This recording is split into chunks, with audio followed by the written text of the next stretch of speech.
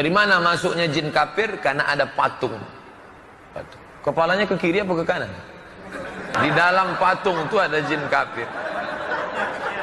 Makanya kita tidak boleh menyimpan patung. Kalau kau tak sanggup mengkafirkan dia waktu hidup, kafirkan dia menjelang kematian. Kerja setan itu Arin adalah jin yang selalu bersama dengan kita. Jadi waktu saya lahir, ada jin satu yang selalu bersama dengan saya. Kita ingin meluruskan pernyataan yang pernah disampaikan oleh Abdul Somad beberapa waktu yang lalu, sampai ada orang-orang yang disesatkan dengan pernyataan-pernyataan yang tidak ada dalilnya. Benarkah jin kafir itu ada di salib, terus kemudian dia bernyanyi, haleluya, ya seperti kata Abdul Somad lalu ya. Dulu saya pernah menjadi seorang santri. Satu surat di Al-Quran yang namanya surat jin.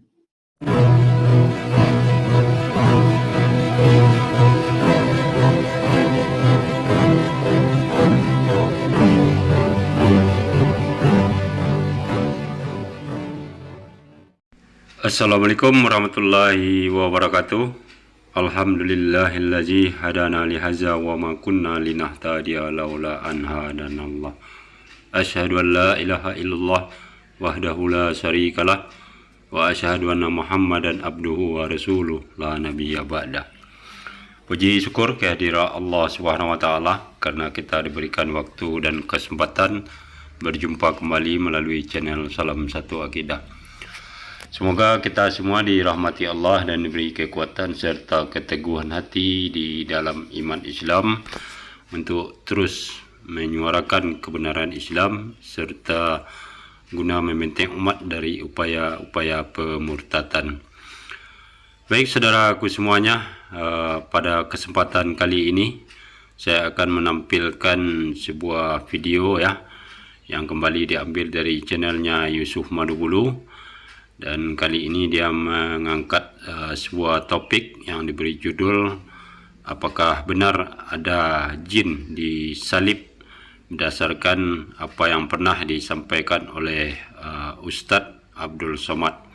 Dan di video ini Yusuf Manubulu ya mengandalkan jokernya, dia menganggap sebagai joker yaitu si Cornelius ya, tapi bagi kita dia bukanlah apa-apa karena hanyalah sebagai seorang pesorak ya yang tidak mempunyai ilmu apapun juga. Apalagi dia mencoba mengkritisi apa yang disampaikan oleh Ustadz kita, Ustadz Abdul Somad ya, perihal tentang jin. Nah, nanti juga saya akan coba memberikan sedikit komentar atas apa yang dibeberkan oleh si Cornelius ini ya, dan Yusuf Manubulu sendiri. Namun terlebih dahulu sebelum saya putarkan videonya, tentunya saya mengucapkan terima kasih yang setinggi-tingginya kepada saudaraku semua yang sudah mendukung channel ini dengan subscribe. Juga yang baru bergabung jangan lupa subscribe dan di-share.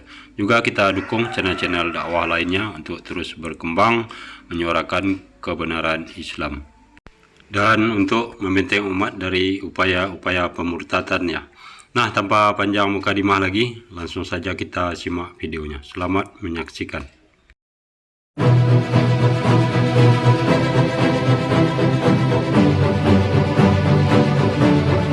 Menggigil hati saya, setan. Saya tausiah di seberang Pulau Batam. 1,5 jam kami sampai.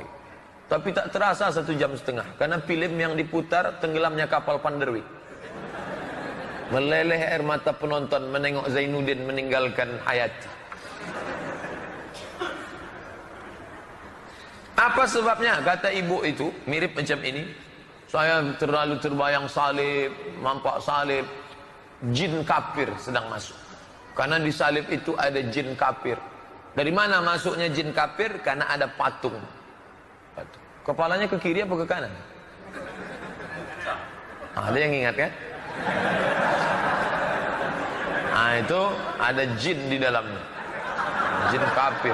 Di dalam patung itu ada jin kafir. Makanya kita tidak boleh menyimpan patung. Jin kafir itulah yang mengajak. Makanya kalau keluarga kita di rumah sakit, di dalamnya ada jin kafir itu, tutup. Tutup itu. Kalau sampai dia sakratul maut, kita tak ada di situ.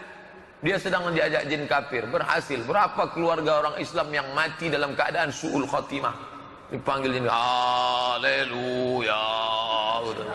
Mati kafir. Nauzubillah. Nauzubillah. Selamatkan orang Islam yang sampai mati su'ul khotimah. Kalau kau tak sanggup mengkafirkan dia waktu hidup, kafirkan dia menjelang kematian. Kerja setan itu ini lalang kering, jerami. Setan tidak bisa memunculkan api. Setengah mati setan nunggu api, enggak bisa. Tapi begitu ada api kecil, itu kerja setan itu kerjanya ngipas saja. Setelah ada api kecil, baru dikipas sama setan. Api kecil itu khawatir. Yang membesarkannya itu waswasah. Makanya begitu ada lintasan sedikit langsung tutup. Alladzina idza fa'alu fahishatan aw zalamu anfusahum dzakarullah. Astaghfirullahalazim. Allahu akbar. Allahumma shalli ala sayyidina Muhammad. Stop. Itu yang aslinya. Aslinya kecil aja. Makanya begitu ada apinya memercik sedikit, langsung dipadamkan dengan air. Air yang memadamkannya itu istighfar. Kalau apinya dibiarkan, datanglah setan mengipas. Ngompori. Menyalalah dia. Itu kerja setan. Udah paham. Sampai kapan bisikan ini ada? La ughwiyannahum, aku akan membisiki mereka madaman arwahuhum fi ajsadihim, selama ruh di jasad mereka. Makanya kita disuruh tabayun, klarifikasi. Karena setan itu terus. La atiyannahum min baini aydihim, aku akan datang dari depan, wa min khalfihim dari belakang, wa an aymanihim dari kanan, wa an syama'ilihim dari kiri. Tak berhenti dia. La ughwiyannahum, aku akan bengkokkan jalanmu yang lurus. La aqudanna lahum siratakal mustaqim. Tak pernah berhenti dia. Jangan kau ikuti langkah-langkah setan. Inna syaitana lakum aduun fattakhidhuhu aduwa. Setan itu adalah musuh. Jadikan dia sebagai musuh. Jangan berkawan sama setan. Inna ibadi laisa laka alaihim sultan, kata Allah. Hambaku, kau tak punya kuasa untuk masuk ke hati mereka setan. Inna ibadi, hambaku yang menghambakan diri kepada aku, maka kau tak bisa masuk ke mereka setan. Kenapa? Karena api tak ada. Api tak ada, apa yang mau dikipas setan? Setengah mati setan ngipas. Tak bisa hidup, tak ada api. Siapa itu? Ibadi. Siapa dia? Illa ibadaka minhumul mukhlasin. Kecuali hambaku yang ikhlas. Orang kalau bersahabat dengan ikhlas, setan tak bisa masuk. Yang selalu mendampingi manusia ini, jin yang selalu berbisik-bisik tadi namanya nuqayyid lahu syaitanan fahuwa lahu qarin. Nama perbuatannya waswasah. Nama setannya qarin. Qarin artinya selalu bersama. Itu arti qarin. Qarin selalu bersama. Jadi waktu saya lahir, ada jin satu yang selalu bersama dengan saya. Pas saya mati, qarin hidup.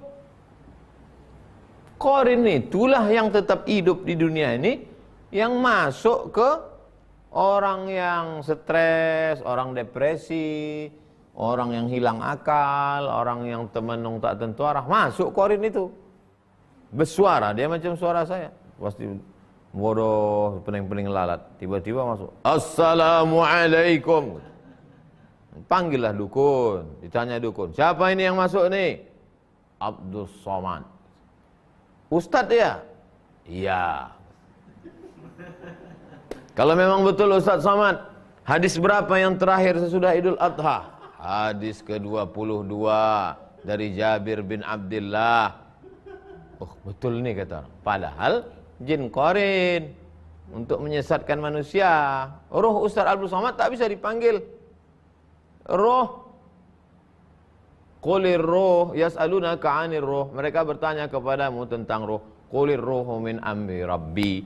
Roh itu kuasa Allah. Roh tak bisa dipanggil. Roh tak bisa dipanggil. Roh itu kuasa Allah Subhanahu wa taala. Jadi bohong besar orang yang mengatakan bisa memanggil roh. Roh misi fulan bisa dipanggil.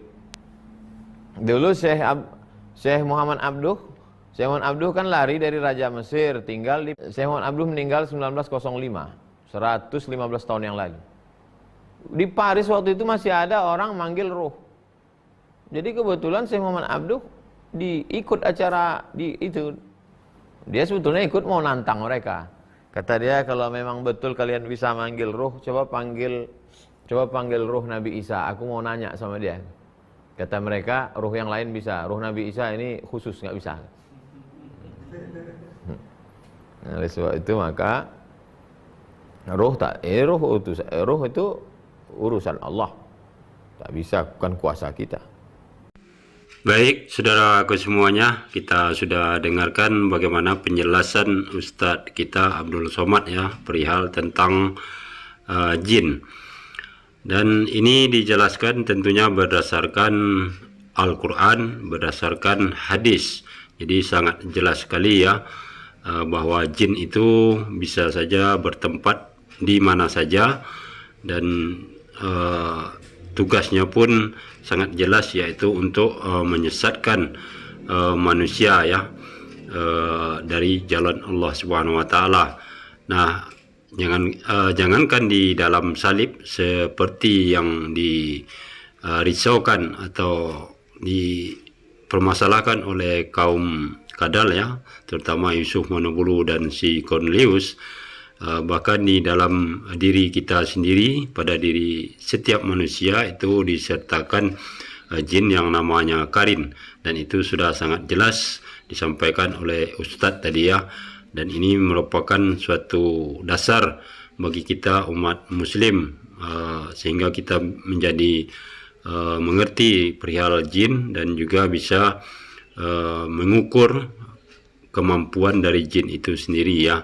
Nah, sekarang kita dengarkan bagaimana keponya Yusuf Manobulu dan Cornelius atas perkataan dari Ustadz Abdul Somad. Narasumber kita Ibu Aubrey, selamat malam. Shalom, selamat malam Pak Yusuf. Selamat malam Pak Aceh, salam sadar. Selamat malam. Shalom. Salam sadar. Selamat malam Pak Aceh, salam sadar Pak. Iya, salam sadar. Dan topik kita pada malam hari ini, kita ingin meluruskan pernyataan yang pernah disampaikan oleh Abdul Somad beberapa waktu yang lalu, supaya orang-orang bisa tercerahkan.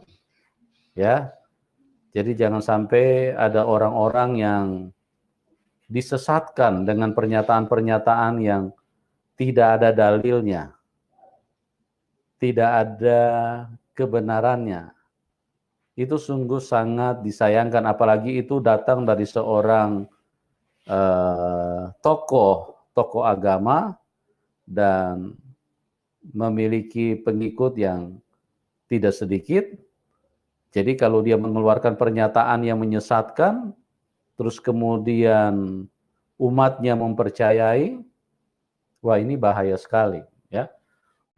Apa yang dikatakan Yusuf Manobulu barusan benar-benar membuat perut kita mules ya, mual mendengarkan statementnya tersebut, karena dia di sini berani mengklaim apa yang dilakukan oleh Ustadz Abdul Somad itu adalah suatu kesalahan dan bukan suatu kebenaran ya. Nah, di sini tentu akan timbul banyak pertanyaan, tentunya yang harus dijawab oleh Yusuf Manobulu ini. Apakah dia paham dengan ajaran Islam? Apakah dia mengerti bahasa Arab? Apakah dia tahu apa yang dimaksudkan Allah Subhanahu wa taala di dalam Al-Qur'an?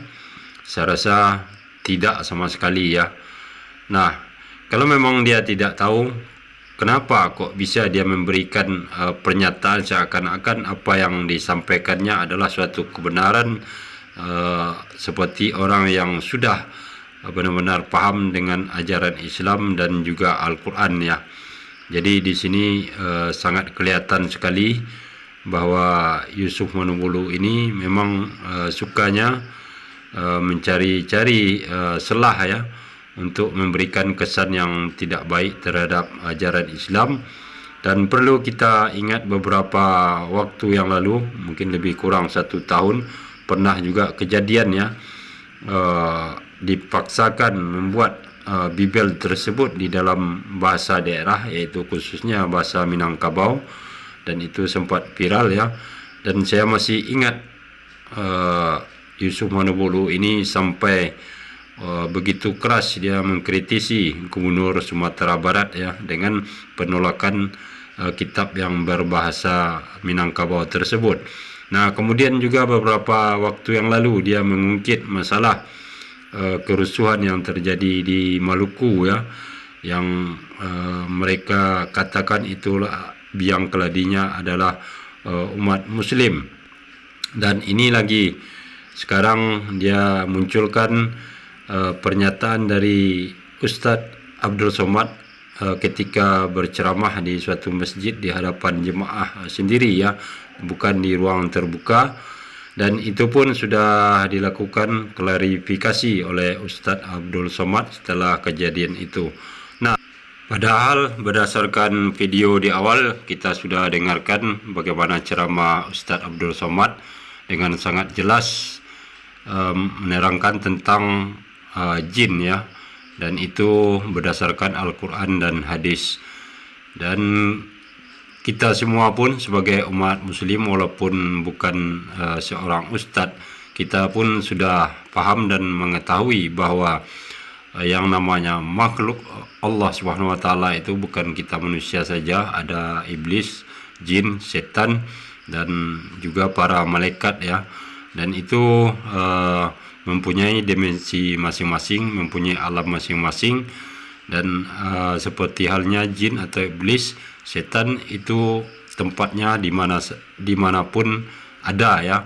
Bahkan Ustadz Abdul Somad tadi menjelaskan bahwa pada di setiap manusia pun ada jinnya, apalagi kalau disalib ya. Jadi orang-orang ini sebenarnya kalau memang dia paham ajaran Islam, paham Al-Quran, tentu tidak akan merasa tersinggung sama sekali ya, karena memang seperti itulah realitanya alam jin tersebut ya. Jadi mereka pun butuh tempat tinggal, dan dimanapun bisa mereka jadikan tempat tinggal. Oke, kita lanjut lagi. Nah, kita akan segera diskusikan ini dengan kedua narasumber yang luar biasa, Pak Kace dan Ibu Aubrey ya. Pak Kace sama Ibu Aubrey saya yakin pernah dengar juga tentang tentang pernyataan daripada Abdul Somad ya, masalah jin kafir ini lalu. Pernah ya Pak Kace? Ya, saya pernah nonton YouTube-nya. Ya, Ibu Aubrey pernah juga dengar? Pernah, Pak. Ibu Aubrey? Ya. Oke. Jadi benarkah jin kafir itu ada di salib terus kemudian dia bernyanyi haleluya? Ya, seperti kata Abdul Somad lalu ya. Memanggil haleluya, haleluya. Benar enggak seperti itu? Atau itu cuman penyesatan yang diungkapkan oleh seorang Abdul Somad ya.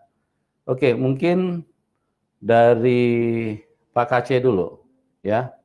Pak Kace bisa paparkan sedikit apa yang Bapak pahami di dalam agama Bapak yang dulu, terus bagaimana Bapak melihat dengan kebenaran yang sekarang yang sudah masuk di dalam kehidupan Bapak, yang tentunya itu adalah bersumber dari Alkitab itu sendiri. Silakan Pak Kaceh, uraikan apa yang Bapak pahami dulu di dalam Islam, terus kemudian bagaimana Bapak punya pemahaman sekarang setelah Bapak mempercayai Tuhan Yesus. Silakan Pak. Baik, terima kasih kepada hambanya Pak Yusuf Manubulu yang telah memberikan kesempatan kepada saya untuk bergabung di channel Pak Yusuf Manubulu. Namun sebelumnya saya menyapa para penonton YouTube channel Muhammad Kaceh dan channel Pak Yusuf Manubulu. Saya ucapkan Salam. Assalamualaikum warahmatullahi wabarakatuh. Alhamdulillah Yesus Hirobil Alamin. Amma ba'd. Segala puji saya panjatkan kehadirat Tuhan Yesus, Bapa di surga, yang layak ditinggikan dan diagungkan, dipuji dan disembah. Oleh karena kasih-Nya kita boleh berjumpa di dunia maya. Salam, salam sadar, salam damai. Indonesia merdeka, damai dari Sabang sampai Merauke. Saudara-saudara yang dikasihi Tuhan, dulu saya pernah menjadi seorang santri. Arti santri itu adalah yang belajar secara monoton, secara khusus, mempelajari ilmu agama Islam. Itu santri.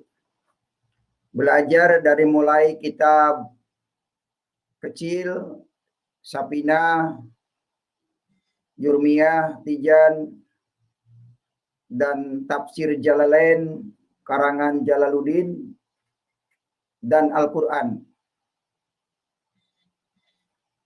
Menurut pengetahuan saya dulu, ketika belajar ngaji,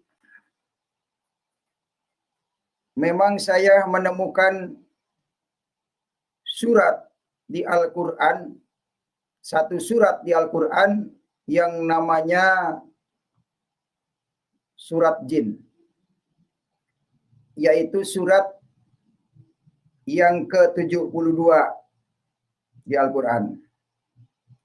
Jumlah ayatnya ada 28 ayat.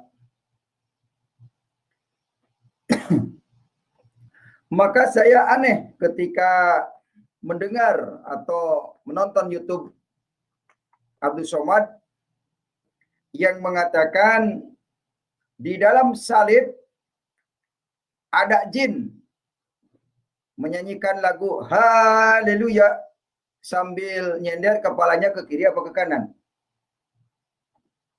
Mendengar itu saya ketawa aja. Kok aneh ya, di salib ada jin. Baru saya mendengar ada ustadz yang bisa mengatakan bahwa di salib itu ada jin. Setahu saya, yang banyak jinnya itu di dalam Al-Quran. Bahkan ada satu ayat di surat jin ayat 19. Di situ berkata, tatkala hamba Allah Muhammad sedang melaksanakan ibadah, sedang menyembahnya, kemudian jin-jin itu datang mengerumuninya, berdesak-desakan mengerumuninya. Nah itu tertulis di dalam surat 72 Al-Jin ayat yang ke-19. Seorang nabi yang bisa menaklukkan jin, menundukkan jin, yaitu Nabi Muhammad. Ketika setelah saya mengenal kebenaran Alkitab yang sempurna, yaitu kitab Taurat dan Injil, saya tidak menemukan di Al-Quran ayat yang mengatakan bahwa Yesus dikerubuti jin. Yang ada juga jin pada takut oleh Yesus. Sehingga dia minta ditempatkan kepada babi-babi. Jadi masuklah ke dalam babi, lalu babi itu kejang-kejang pada lari ke jurang. Lalu mati babi itu. Itulah yang saya temukan di dalam kebenaran firman Tuhan. Tidak ada Yesus dikerumuti jin. Justru jin itu pada takut oleh Yesus. Karena Yesus adalah Tuhan. Yesus adalah anak Allah. Karena Yesus adalah sang raja. Yesus terkemuka di dunia dan di akhirat. Dan Yesus orang yang didekatkan kepada Allah. Artinya Yesus itu bukan saja dekat, tapi lebih dekat dari ulat leher manusia. Bagaikan gula dengan manisnya. Yesus dengan Allah, dengan Sang Bapa adalah menyatu. Tidak bisa dipisahkan. Jadi apa yang keluar dari mulut Yesus, itulah perkataan Sang Bapa. Jadi saya lebih percaya mengikuti kitab Taurat dan Injil yang dibenarkan oleh Al-Quran daripada mengikuti hadis dan fikih yang tidak disebutkan di Al-Quran. Maaf, saya bukan menyerang kitab saya yang digunakan dulu, itu cukup pengalaman buat saya. Kenapa sekarang disampaikan? Tujuan yang pertama adalah agar orang itu menemukan kebenaran yang sesungguhnya. Agar menemukan jalan keselamatan melalui Yesus.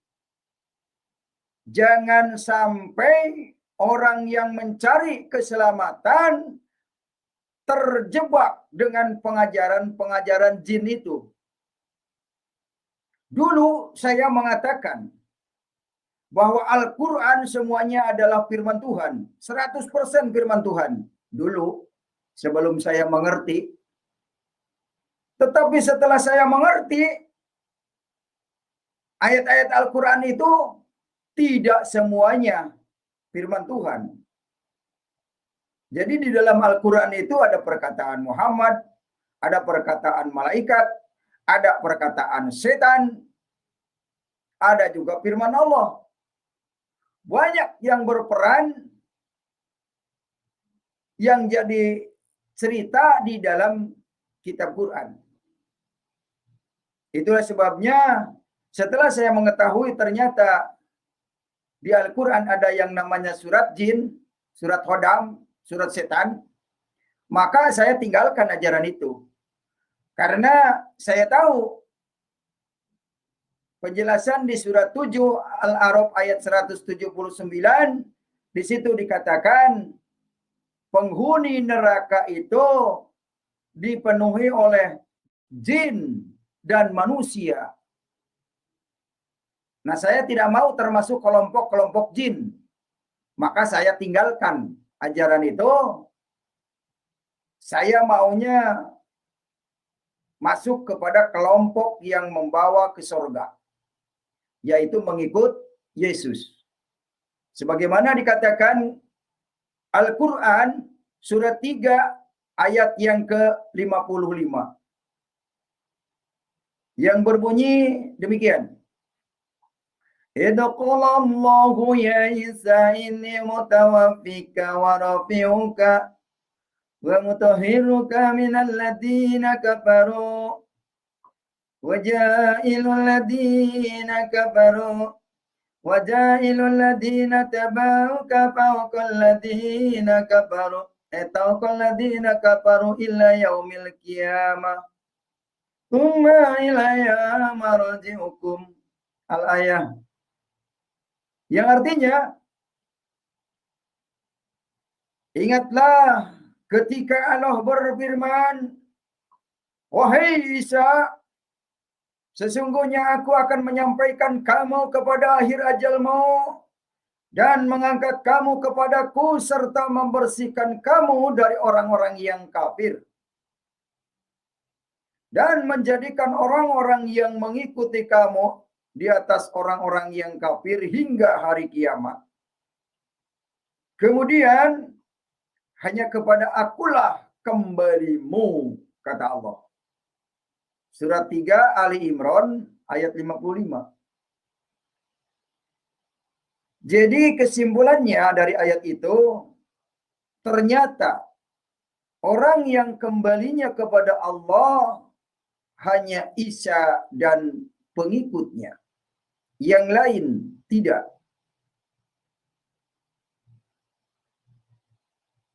Kepada seluruh yang mendengar live chat malam hari ini, kemana saudara bertujuan? Kalau saudara tujuan ingin masuk surga, mari ikuti Isa Al-Masih.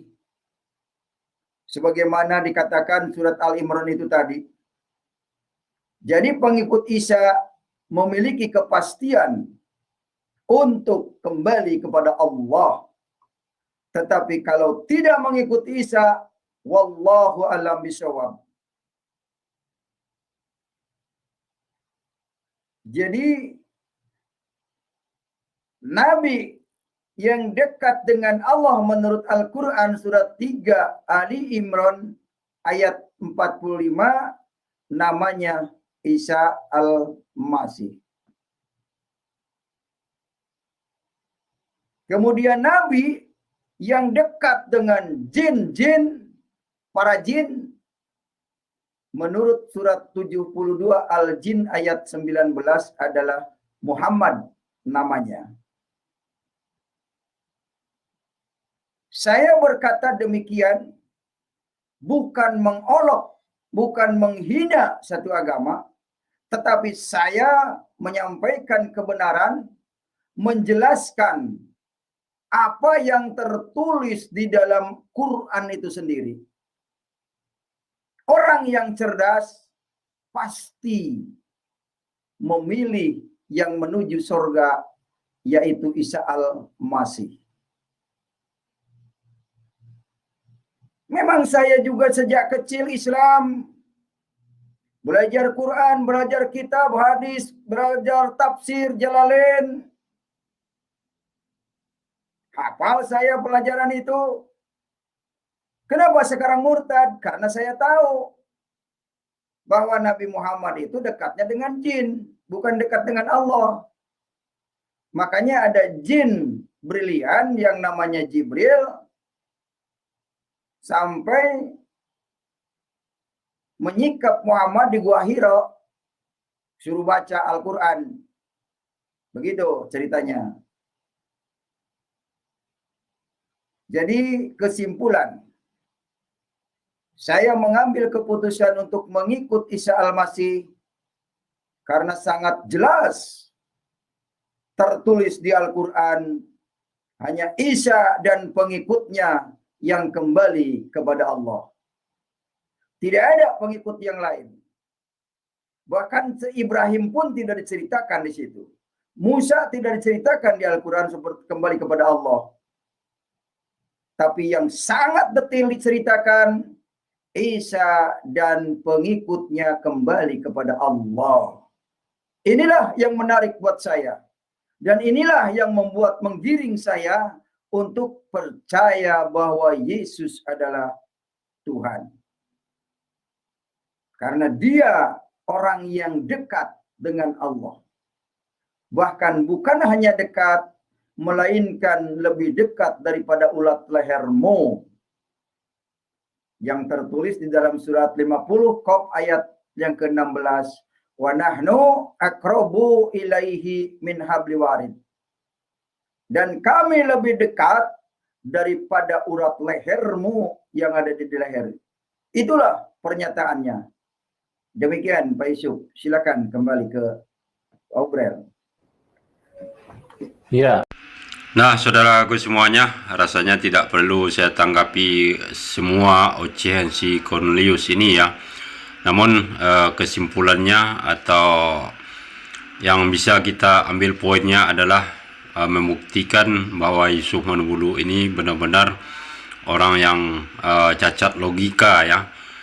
Kenapa bisa seperti itu kita bilang? Karena dia di awal mengklaim atau menyalahkan Ustadz Abdul Somad melakukan penyesatan dengan mengatakan bahwa di salib ada jin ya, jin kafir. Nah, sementara dia sendiri butuh penjelasan dari seseorang, dan tempat dia meminta petunjuk atau penjelasan itu tidak lebih kalau di mata kita sebagai umat muslim hanyalah pedagang obrolan di pasar ya, yang menjual kain rombengan yang selalu bersorak-sorak. Jadi sangat fatal kesalahan Yusuf Manobulu ini, dan kalau benar-benar dia ingin belajar tentunya harus pergi kepada seorang ulama atau seorang mursyid ya, yang bisa menjelaskan apa adanya tentang ajaran Islam dan juga Al-Quran. Nah, kemudian dia menyinggung tadi bahwa jin ada di dalam Al-Quran. Nah, ini kembali menunjukkan bahwa si Cornelius ini benar-benar tidak tahu tentang Al-Quran ya. Adanya surat jin di dalam Al-Quran tersebut itulah membuktikan kemahakuasaan Allah ya, Sang Maha Pencipta. Karena Allah lah yang maha mengetahui segala sesuatunya dan juga mengetahui setiap makhluknya. Nah, itu adalah informasi untuk manusia bahwa di alam semesta ini selain makhluk manusia juga ada makhluk lain. Dan di surat jin itu juga dijelaskan apa fungsinya masing-masing dan bagaimana sifat dari jin itu sendiri, yang jelas untuk menyesatkan manusia, dan itu adalah sebagai warning untuk manusia agar selalu bertawakal ya kepada Allah dan beriman kepada Allah agar terhindar dari penyesatan yang dilakukan oleh jin tersebut. Nah, jin itu pun ada jin kafir, ada jin yang juga beriman kepada Allah ya, sama halnya seperti manusia. Dan untuk tempat tinggal sama juga dengan manusia, dimanapun dia bisa berada untuk bertempat tinggal ya, seperti yang sudah dijelaskan di awal-awal tadi. Jadi di sini sangat kelihatan sekali baik Yusuf Manobulu atau Cornelius ini adalah yang satu bodoh, yang satu dungu ya. Jadi sama-sama tidak tahu. Makanya kita kalau melihat kedua orang ini sudah berbarengan, itu akan membuat mules perut kita mendengarkan ocehan demi ocehan yang mereka lontarkan ya, seperti orang yang terkena depresi atau gangguan psikologi ya. Bukannya kita tidak berdasar bisa mengatakan seperti itu. Buktinya sudah kita dengarkan tadi ya, si Cornelius di awal mengaku tamat pesantren, paham Al-Quran, paham hadis, kitab kuning dan segala macamnya. Nah, itu kalau bagi kita umat muslim yang berakal, yang menggunakan akal sehat, anak-anak sekolah pun kalau hanya sekedar mengatakan seperti demikian, itu tidaklah sulit ya, sangat mudah dan gampang sekali. Tetapi yang sulit itu adalah untuk memahami isinya sesuai apa yang dimasukkan oleh Allah Subhanahu wa taala di dalam Al-Qur'an. Kemudian juga dia mengatakan bahwa Yesus tidak pernah dikerubuni jin ya. Ini kan suatu pembodohan atau dusta juga yang dilakukannya. Padahal di dalam Bible sudah sangat jelas bahwa Yesus itu pernah digoda iblis dan bahkan dibawa oleh iblis ya. Dan itu menandakan bahwa Yesus itu sendiri mempunyai sisi kelemahan. Nah, kalau yang punya kelemahan sudah dipastikan Yesus itu bukanlah Tuhan ya, karena yang punya kelemahan hanyalah makhluk, bukan Sang Pencipta. Kalau Sang Pencipta itu maha segala-galanya ya. Nah, demikianlah saudaraku semuanya, kita akan terus membongkar atau mempertontonkan kebodohan demi kebodohan yang dilakukan oleh orang-orang ini ya, dengan mencoba mengkritisi ajaran Islam dan Al-Quran yang jelas dan bisa dibuktikan dengan cara apapun. Silakan mereka ingin membuktikan kebenaran Al-Quran tersebut, karena memang datangnya dari Allah Subhanahu wa taala. Terima kasih atas perhatiannya. Assalamualaikum warahmatullahi wabarakatuh.